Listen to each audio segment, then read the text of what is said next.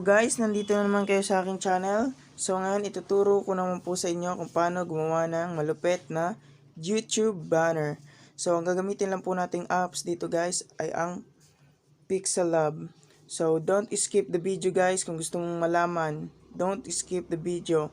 So simulan na natin. Open the PixelLab. Image size. So yung custom, papalitan natin ng YouTube banner. Tapos insert ang background na nasa description box guys. Nasa description box to guys. I-download nyo lang. Tapos meron na kayo sa apat na gagamitin natin para sa YouTube banner. I-download nyo lang yung apat guys. So insert and text.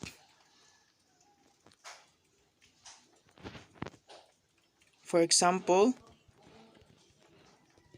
Jopax. Lagyan natin onte. Tapos, ang style, ibahin natin. Yan. Ang font, ang texture naman. Itong texture na to guys, nasa ano rin po siya, nasa description box. Tapos yun guys, ang font naman. So, my font. So, itong Facon na font guys, nasa description box rin po siya. Ma-download nyo po. So, extract nyo lang po yan. Tapos, magamit nyo na yan.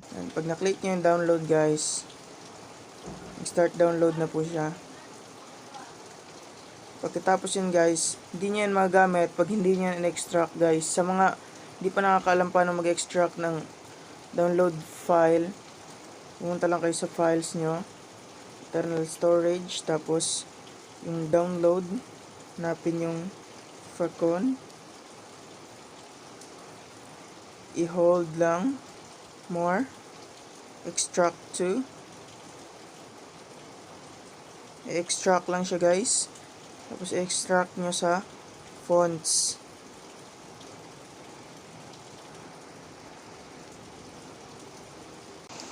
So font, my fonts, i-add nyo muna sa mga hindi pa na-add. Hanapin yung fonts. Yung TTF, add selected. Na-add na po siya. So, insert the red line or the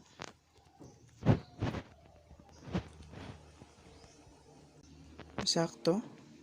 Tapos, zoom in, add text,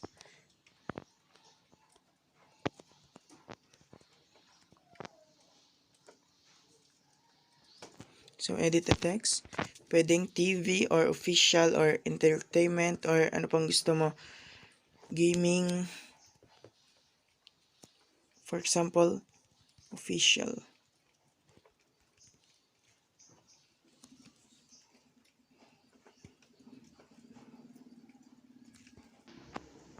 So, change the style. Yan. Para mas astig tignan. Tapos, insert the Facebook, Twitter, and Instagram logo. So, paliitin mo siya. Tapos, change its color. Enable. So, gradient. Then, pick yung best para sa background. Yan, bagay. So, next is add text.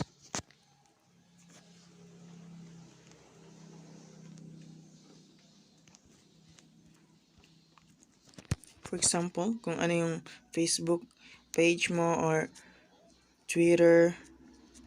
So, yun yung ilalagay nyo lang po. For example, Jopax. Then, change the style.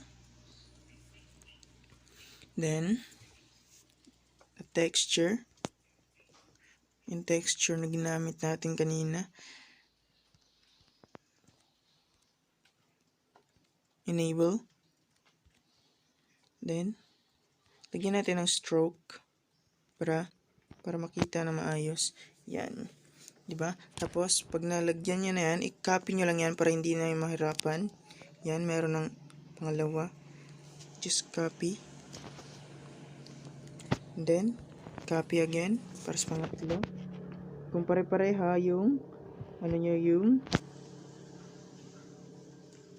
Facebook, Twitter, and Instagram. So, yan guys. Tapos na ang ating banner. So, save image. Change the custom to ultra. Then, save to gallery.